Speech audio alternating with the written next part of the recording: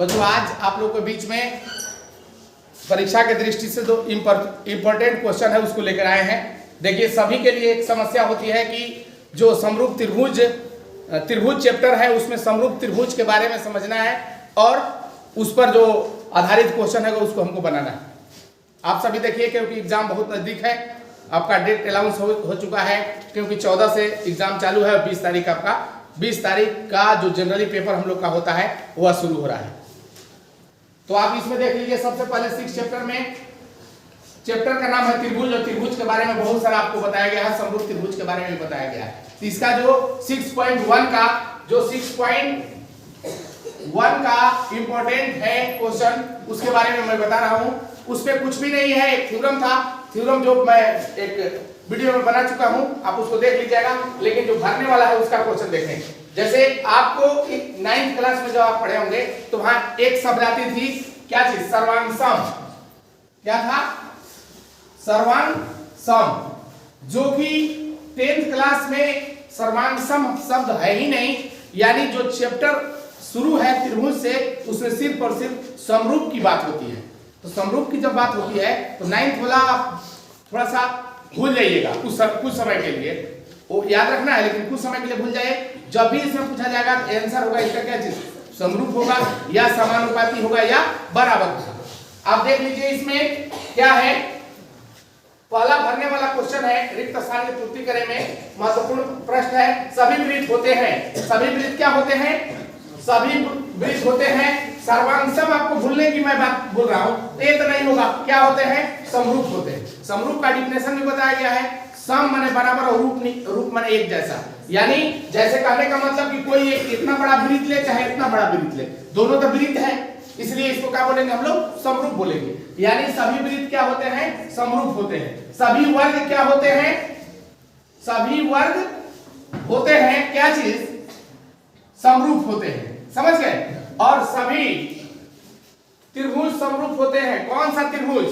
समद्विबाहु तो नहीं होगा, समबाहु, क्योंकि समबाहु में आप समबाहु त्रिभुज का इतना बड़ा फिगर बनाइए चाहे आप इतना बड़ा बनाइए, ये दोनों आपस में बराबर होंगे क्योंकि जो कोण बनेगा वह 60-60 का ही बनेगा और तीनों मिलकर कितना हो जाएगा? 180 का ही होगा।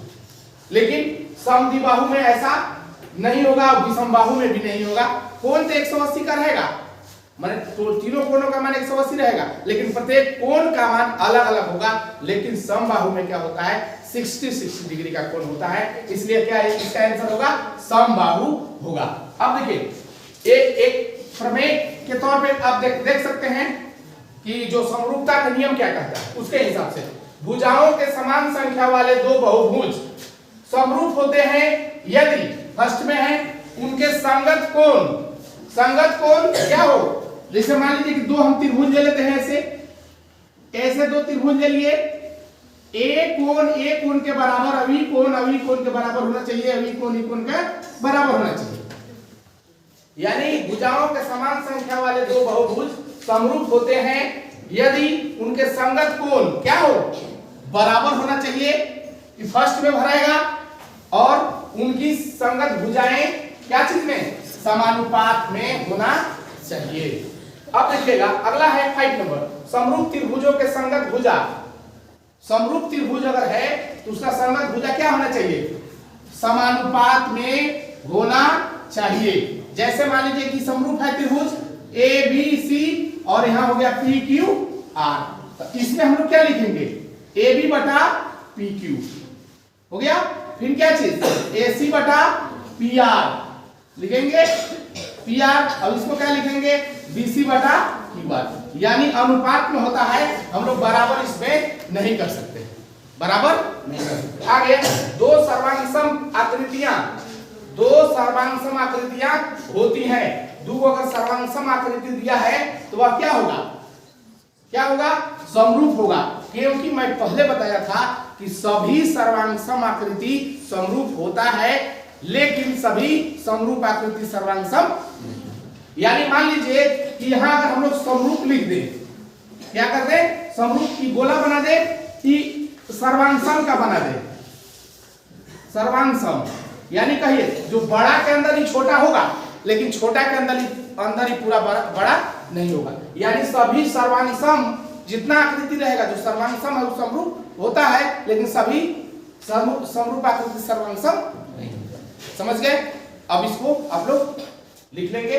अब आगे देखते हैं 6.2 के लिए इंपॉर्टेंट क्वेश्चन है, 2 अभी लिखे हैं, इसके बाद और क्वेश्चन देखेंगे हम लोग। दिया हुआ है आकृति में डी पैरेलल टू बीसी है, तो ईसी का मान ज्ञात कीजिए।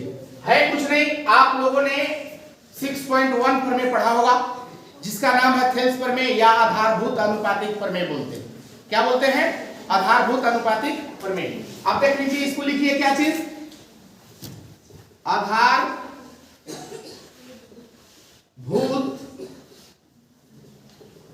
अनुपातिक प्रमेय से क्या होता है, लिखना है तो लिख सकते हैं। ट्रायंगल एबीसी में डी पैरेलल टू बीसी है, तब क्या चीज आधारभूत अनुपातिक प्रमेय से क्या होता है। इसमें आपको पता है एडी बटा इतना बीडी और क्या है एई बटा ईसी, हो गया ना। तो एडी का मान कितना है 1.5 सेंटीमीटर बटा बीडी का मान कितना है 3 सेंटीमीटर बराबर एई का मान कितना है 1 सेंटीमीटर। और ईसी का निकालना है तो सेंटीमीटर कैंसिल, त्रिज्या गुना कर दीजिए। त्रिज्या गुना जब करेंगे हम लोग कितना आएगा, त्रिज्या गुना आ जाएगा 1.5 गुना ईसी बराबर 3 सेंटीमीटर। 1 गुने 3 हो जाएगा। अब ईसी बराबर कितना 3 बटा 1.5 सेंटीमीटर। पॉइंट खत्म, या 0 और 15 गुना 30, यानी ईसी बराबर कितना आया 2 सेंटीमीटर। उसी प्रकार जैसे इसको बनाया उसको हम लोग बना सकते हैं। आप लोग इसको बना लेंगे, बना लीजिएगा, देख लीजिए। ऐसे थोड़ा मैं बता देता हूं, बस सेम कंडीशन ये और सेम है, क्योंकि देखिए इसमें भी एक त्रिभुज दिया हुआ है, इसके समानांतर ही है। यानी क्या चीज, त्रिभुज एबीसी में डी पैरेलल टू ईसी है ना। तब आधारभूत अनुपातिक प्रमेय से क्या होगा, एडी बटा बीडी बराबर एई बटा ईसी। एडी का मान कितना 1.4 सेंटीमीटर बटा एक्स, और यहाँ कितना है 3.2 सेंटीमीटर बटा 4.8 सेंटीमीटर। ये कैंसिल कर लीजिए, क्रॉस कर लीजिए। 3.2 x इक्वल टू कितना 1.4 गुना 4.8 सेंटीमीटर, यानी x बराबर आप निकाल सकते हैं 1.4 इंटू 4.8 सेंटीमीटर बटा 3.2। ये पॉइंट से इसको काट दीजिए, खत्म कीजिए। अब इसको काट सकते हैं, जो भी आएगा वो आपका आंसर हो जाएगा। बना लीजिए, इसको लिख लीजिएगा, लिख दे। चलिए देख लीजिए कई बार में, कितने बार में कटेंगे, 8 6 बार में, 4 बार में। ये काट दीजिए 3, यहाँ 2 आ गया, ये 2 से इसको काट दीजिए 0.7, कितना आया 70, 21 हो जाएगा। ये x बराबर कितना 2.1 सेंटीमीटर आएगा। इसका मान कितना आ गया 2.1 सेंटीमीटर आंसर। चलिए अब आगे देखते हैं हम लोग अगला। इसमें हम लोग देख रहे हैं, इसका एक इंपॉर्टेंट है 6.2 का क्वेश्चन नंबर आपका ये 9th है। कौन है, 9वां क्वेश्चन है, जो बहुत इंपॉर्टेंट है परीक्षा की दृष्टि से। हम इस क्वेश्चन को एक बार पढ़ते हैं। आपके सामने दिया हुआ है ABCD एक समलंब है, जैसा कि मैं आकृति में बनाया हूं ABC और D, जिसमें AB parallel to CD, A और A क्या है पैरेलल है, तथा इसके विकर्ण परस्पर, देखिए 2 विकर्ण है AC और BD, परस्पर O पर प्रतिच्छेद करती है। देखिए दोनों यहाँ कट रहा है। दर्शाइए कि AO बटा BO बराबर CO बटा BO, यानी AO बटा BO, AO जो है BO दोनों बटा में होना चाहिए, और CO जो है BO के अनुपात में होना चाहिए, यही ना है। AO बटा BO बराबर क्या है CO बटा तो इसमें सबसे पहला काम कि जो दिया रहता है उसको लिखते हैं। हल में अगर लिखना है तो इसमें हल यहां लिख देते हैं और यहां लिखेंगे क्या चीज दिया है, जो दिया है उसको लिखेंगे एबीसीडी एक समलंब है जिसमें AB पैरेलल टू DC है तथा इसके विकर्ण परस्पर O बिंदु पर प्रतिच्छेद करते हैं। तो सिद्ध क्या करना है AO बटा BO बराबर CO बटा DO। और सबसे ये दिया हुआ है तो हम तो जो दिया है उतना से तो नहीं कर सकते हैं। अब इसमें हम लोग दिमाग यही लगाएंगे कि एक इसमें रचना करेंगे O से OE तथा OE पैरेलल टू AB एवं OE पैरेलल टू DC एक रेखा खींचिए, यहां से एक रेखा खींच दीजिए ऐसे, E हो गया E हो गया E, यानी आप समझ लीजिए देख लीजिए इसमें। अब यहाँ के बाद ऐसी फिगर समझ में आ रहा है कि बन जाएगा, क्योंकि आप लोगों ने थेल्स प्रमेय पढ़ा था, ऐसे फिगर था उसमें। हाँ 6.1 जो आधारभूत अनुपातिक प्रमेय है उसका नाम क्या चीज है थेल्स प्रमेय A B C D और E है ना। इसमें हम लोग यही लिखते थे AD बटा BD बराबर AE बटा EC लिखते थे, यही लिखते थे। तो देखिएगा एक मिनट, अगर मैं कुछ समय के लिए इसको मिटा दूं कुछ समय के लिए तो क्या ई फिगर और ई फिगर मैच कर रहा है? जैसे ABC है तो ADC हो जाएगा, क्योंकि A जो लाइन है ये लाइन का काम कर रहा है ना। अब इसको समझने के लिए ऐसे किए थे, देख लीजिए। तो हम लोग जब इसको अनुपात में लिख सकते हैं तो इसको भी अनुपात में लिख सकते हैं, क्योंकि E और E समांतर है और E और E भी पैरेलल इसका हो जाएगा। तो हम लोग आते हैं प्रमाण में, किसमें चलेंगे त्रिभुज ADC में क्या चीज OE पैरेलल टू क्या है, पहले AB वाला चले DC वाला चले। पहले हम लोग चलते हैं AB में, तो इसको डिस्पोज करना पड़ेगा या चलिए लिखते हैं DC में चलते हैं। ADC में क्या आएगा OE पैरेलल टू DC है ना, OE पैरेलल टू DC है। लिखेंगे आधारभूत आनुपातिक प्रमेय से, या इसको लिख सकते हैं थेल्स प्रमेय से। क्या लिख सकते हैं थेल्स प्रमेय से। क्या लिखेंगे हम लोग इसमें यही लिखेंगे, देख लीजिएगा थोड़ा सा लिखेंगे AE बटा ED, क्या लिखेंगे बाबू AE बटा ED बराबर AO बटा OC, AO बटा OC, चाहे CO लिख दीजिए अच्छा रहेगा, CO समीकरण 1, दिक्कत नहीं होना चाहिए। अब पुनः त्रिभुज किसमें, अब देखिए इसको उलट दीजिए, यहां से शुरू कीजिए DAB में, किसमें DAB में क्या है, क्या दिया है OE पैरेलल टू AB। क्यों नहीं इसको हम लोग चेंज कर दें, काला दूसरों के लफड़ा रहेगा। यहां लिख देते DC और यहां लिख देते हैं AB, कोई दिक्कत नहीं है, क्योंकि इसको लेके चले हैं इसलिए यहां लिख दिए इसको और इसको यहां चेंज कर दिए। अब इसमें भी लिखेंगे आधारभूत अनुपातिक प्रमेय से, आधारभूत अनुपातिक प्रमेय से। देख लीजिए जब आधारभूत अनुपातिक प्रमेय से लिखेंगे तो A वाला ऊपर हो गया, उस बार हम लोग E वाला ऊपर किए थे, अब बार में E ऊपर हो गया ना। तो जब E ऊपर हो गया तो इसमें हम लोग क्या लिखेंगे, देख लीजिए इसमें ED बटा AE बराबर इसको लिख लेते हैं DO बटा CO, समीकरण 2। कोई दिक्कत नहीं है। जैसे इस फिगर को पलट दीजिए, इस फिगर को मैं ऐसे बना देता हूं, देखिएगा थोड़ा सा ऐसे हो गया, यहां D लिख देते हैं, इसको एक राउंड कीजिए, यहां हो गया A, अब यहां हो गया E और यहां हो गया O और यहां हो गया C। क्या होगा देखिएगा, यहाँ और यहाँ लिखे है ना, और फिर क्या चीज डीओ बटा लिखे ना है, कोई दिक्कत नहीं है। देखिए आप सीओ लिखिए चाहे ओसी लिखिए, कोई दिक्कत क्योंकि हम एने से गिन रहे हैं, आप एने से गिन रहे हैं, दूरिया तो एक बराबर है ना, है दूरी तो एक बराबर है ना होगा, इसलिए कोई प्रॉब्लम नहीं है।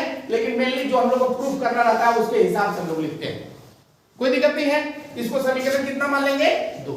अब दोनों समीकरण को गुना कर दीजिए, गुना कर ले, गुना कर ले, कोई दिक्कत है? लिख लीजिए समीकरण 1 तथा 2 को डायरेक्ट गुना करने पर क्या आएगा? आपके पास कितना है? ए ई बटा ईडी गुना ईडी बटा ए ई, और यहां कितना है? एओ बटा सीओ, इसमें गलती है क्या? बी होना चाहिए, बी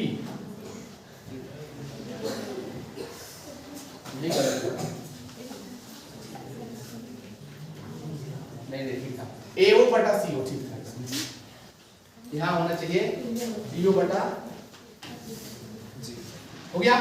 इसमें क्या है? इसमें थोड़ा सा गलत हो गया था, यहां से यहां लेना था ना, है यहां फिगर गलत लिखा गया। देखिए ई और लास्ट में क्या है? बी है, यहां डी है, यहां बी है। अब इसमें क्या होगा? गुना यहां क्या करेंगे हम लोग? डीओ बटा बीओ, ए कट गया, कितना आया? 1/1 एओ गुना डीओ बटा सीओ गुना बीओ। इसको तिरिया गुना कर लीजिए, एक स्टेप में बन गया। क्या आएगा? यहां लिख दीजिए एओ गुना डीओ बराबर सीओ गुना बीओ। इसको यहां ले लाइए, एओ बटा बीओ, बीओ को बटा में ले लाए, और क्या था? सीओ, यहां सीओ है ना, अब इसको यहां बटा में ले जाइए, यही ना प्रूफ करना था, हो गया। थोड़ा सा इसमें गड़बड़ी हुआ था कि ए और ए लाइन में था, मैं ए और यहां सी लिख दिया, यहां सी होगा नहीं कोई कीमत पर क्योंकि डी ऊपर है, अब इसके जस्ट ओ वाला रेखा पर क्या है? बी है, और ये क्या है? डी ऊपर है, नीचे ए है, बीच में ई है। इसको थेल्स प्रमेय के हिसाब से हम लोग इस टाइप से प्रूफ कर सकते हैं। अब आगे देखते हैं, एक देखिए आपके पास एक सामने क्वेश्चन दिया है, दो समरूप त्रिभुजों का भुजाएं, त्रिभुजों के भुजाएं दिया है कितना?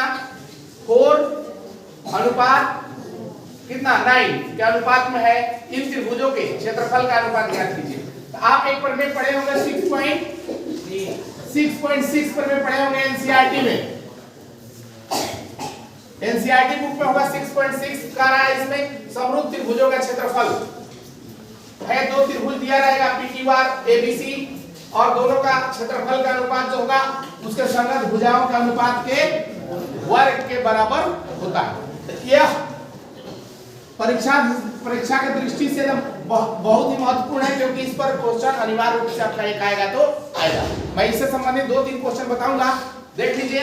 पहला में क्या? दो समरूप त्रिभुजों के क्षेत्रफल, त्रिभुजों की भुजाएं 4.9 है, 4:9 है, तो अब उसका क्षेत्रफल निकालना है ना, तो इसमें कुछ नहीं करना है, डायरेक्ट लिख दीजिए। दो त्रिभुज है ना, एरिया ऑफ एबीसी बटा एरिया ऑफ पीक्यूआर बराबर एबी बटा क्या चीज? पीक्यू, यानी देख लीजिए एबी का मान कितना हो जाएगा? 4, और पीक्यू का मान कितना? 9, कितना हो जाएगा? यहाँ इसी देख लीजिए कितना हो जाएगा? 4 चौका 16 बटा 81, यानी ए आर एबीसी अनुपात ए आर पीक्यूआर बराबर कितना? 16 अनुपात 81। यही आपका आंसर होगा। इसमें बनाने में कोई समस्या नहीं होना चाहिए। अब आगे देखते हैं इसका दूसरा। देख लीजिए आप लोग सभी लोग, इस फार्मूला पर एक और प्रश्न दिया हुआ है आपके सामने। मान लीजिए एबीसी और ट्रायंगल एबीसी समरूप ट्रायंगल डीईएफ है। क्या है? डीईएफ है, और इनके क्षेत्रफल क्रमशः 64 सेंटीमीटर स्क्वायर और 121 सेंटीमीटर स्क्वायर है। यदि EF बराबर 15.4 सेंटीमीटर है तो BC ज्ञात कीजिए। यानी हम जानते हैं, यहां डायरेक्ट लिखेंगे, हल में हम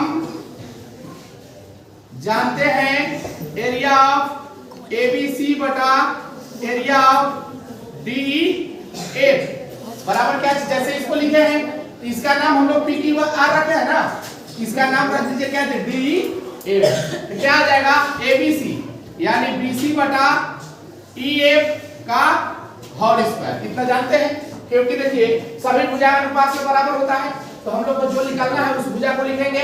इसका मान कितना दिया, एबीसी का मान कितना दिया है 64, और इसका मान कितना दिया है 121 बराबर बीसी बटा ईएफ का होल स्क्वायर। यहाँ भी सेंटीमीटर स्क्वायर है, यहाँ सेंटीमीटर स्क्वायर है, यहाँ भी सेंटीमीटर स्क्वायर, तो यहाँ से स्क्वायर हटाएंगे तो इधर स्क्वायर रूट आ जाएगा, स्क्वायर रूट 64 बटा 121, ये अभी कैंसिल कर दीजिए, कैंसिल हो गया, कितना हो गया बीसी बटा ईएफ। इसका ईएफ का मान दिया हुआ है, चाहे तो लिख सकते हैं, 64 का कितना हो जाएगा 8, और 121 का कितना हो जाएगा 11, और बीसी का मान निकालना है, यहाँ लिख दीजिए 15.4 सेंटीमीटर, हो गया ना। इसका तिर्यक गुना कर लीजिए, तिर्यक गुना क्या आएगा 11 बीसी बराबर हो गया 8 गुना 15.4 सेंटीमीटर, हो गया। यानी बीसी बराबर कितना हो गया बाबू, बीसी बराबर इसको गुना कर दीजिए, 8 चौका 32 के 2, 8 पचे 40 और 3 43, 8 और 4 12 बटा कितना हो गया 11 बटे 123.2, भाग दे दीजिए 11 11.2, यानी बीसी जो आया कितना आया 11 सेंटीमीटर आ गया। यही आपका आंसर हुआ। बहुत आसान है, 2 नंबर में पूछे या 3 नंबर में पूछे, लेकिन निश्चित तौर देखते हैं। एक और क्वेश्चन है जो बहुत इंपॉर्टेंट है। एक समबाहु त्रिभुज एबीसी की भुजा 2a है, कितना है 2a है, उसके प्रत्येक शीर्षलंब की लंबाई ज्ञात कीजिए। प्रत्येक शीर्षलंब यानी एक शीर्षलंब खींचेंगे या 2 खींचेंगे या 3 खींचेंगे। एक त्रिभुज में कितने शीर्षलंब होंगे, 3 होंगे, तो अगर जब बराबर है तो सभी शीर्षलंब भी बराबर होंगे। एक शीर्षलंब निकाल लीजिए, सब आंसर हो जाएगा। आप देख लीजिए, सबसे पहले आप बनाइए क्या चीज, समबाहु त्रिभुज। ए हो गया आपका समबाहु, क्या हो गया ए बी सी, यानी ई आपका 2a है, 2a ई है और 2a ई है। इसका एक शीर्षलंब आप खींच लीजिए यहां से यहां, आपकी सुविधा अनुसार आप यहां से यहां खींच सकते हैं, यहां से यहां खींच सकते हैं, जहां मने वहां खींच सकते हैं, कोई दिक्कत। इसको लिखेंगे हम लोग हल में, माना कि एबीसी एक समबाहु त्रिभुज है जिसका शीर्षलंब कितना है एडी है ना, और क्या दिया है AB बराबर BC बराबर AC बराबर कितना दिया है, ये चीज दिया हुआ है। और क्या है BC है ना, BC जो है BC का मान कितना 2a है, तो BD बराबर क्या होगा, BD बराबर CD बराबर हो जाएगा BC बटा 2, यानी BC का मान कितना है 2a बटा 2, काटेंगे तो कितना a, यानी अब समझ लीजिए कि BD और CD आपस में बराबर है, इसका मान कितना निकल गया a, हो गया। BD और CD का मान कितना निकल गया a निकल गया, क्योंकि यहां से यहां तक 2a है, यो a रहेगा, ये रहेगा, तब 2a होगा। अब देखिए जब ये निकल गया तो आप जिसमें बनाना चाहते हैं बना लीजिए। यहाँ तो 90 डिग्री का कोण बन ही रहा है, ई समकोण में चलिए, ई समकोण में चलिए, जिसमें बनाना है। हम लोग चलते हैं किसमें, ए बी डी, किसमें चलेंगे, समकोण त्रिभुज ए बी डी में पाइथागोरस प्रमेय से। देख लो क्या है, हम लोग इसमें चलेंगे तो यहाँ 90 बन रहा है, जिसके सामने वाला कर्ण होगा ना, यानी AB का स्क्वायर बराबर हो जाएगा क्या चीज, AB का स्क्वायर बराबर हो जाएगा AD का स्क्वायर प्लस BD का स्क्वायर। हो गया। AB का मान कितना है बाबू, 2A का होल स्क्वायर बराबर AD का मान कितना है, AD का मान निकालना है आपको, सिस्लम है, और लेकिन BD का मान निकाल लिए निकाल लिए है ना। अब देखिए 2 2 जा 4A स्क्वायर, AD का स्क्वायर प्लस A का स्क्वायर, इसको उठा के इधर ले लीजिए, यहाँ हो जाएगा क्या चीज, AD का स्क्वायर बराबर 4A square minus A square, AD का स्क्वायर बराबर 3A स्क्वायर, और AD बराबर आ गया अंडर रूट 3A का स्क्वायर, और AD बराबर अंडर रूट 3 अब A का A स्क्वायर का A, यानी शीर्ष लंब जो है AD का मान कितना आया, 3 अंडर रूट 2 है। समझ गए, आसान है ना। चलिए बनाइए इसको, अब आगे इसका प्रश्न देखेंगे। एक और क्वेश्चन हम लोग देखते हैं, बहुत अच्छा, परीक्षा की दृष्टि से बहुत अच्छा क्वेश्चन है। ABC एक समद्विबाहु त्रिभुज है जिसमें C समकोण है, तो सिद्ध करना है क्या चीज, AB का स्क्वायर बराबर 2AC का स्क्वायर, यही है ना। हम लोग यही क्वेश्चन है, हम लोग देखते हैं इसमें कि इसमें क्या है, समद्विबाहु, एक ऐसे हो गया, A हो गया C, समकोण A B और C हो गया।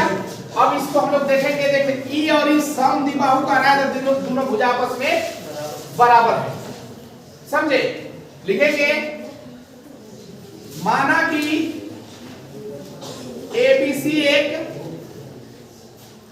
समद्विबाहु त्रिभुज है जिसमें क्या है, AC बराबर BC है, तो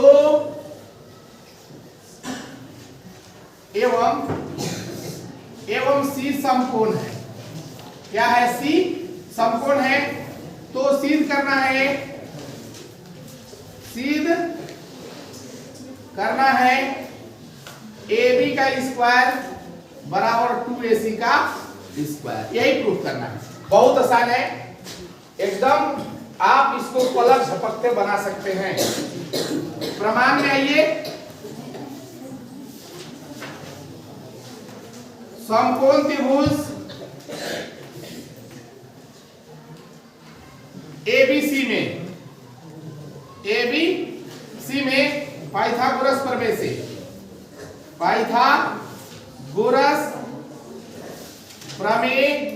से क्या है, AB का स्क्वायर बराबर AC का स्क्वायर प्लस BC का स्क्वायर। AB तो आपके पास है ही, AC आपको लाना है ना, लेकिन देखिए आप जानते हैं ना क्या है, AC बराबर BC है, तो क्या BC बराबर AC नहीं होगा, आपस में बराबर है, इसलिए यहां भी लिख दीजिए क्या चीज, AC। AB का स्क्वायर बराबर क्या हो जाएगा, AC का स्क्वायर प्लस AC का स्क्वायर माने 2AC का स्क्वायर, यही ना प्रूफ करना था बाबू, यहां लिख दीजिए क्या चीज, बहुत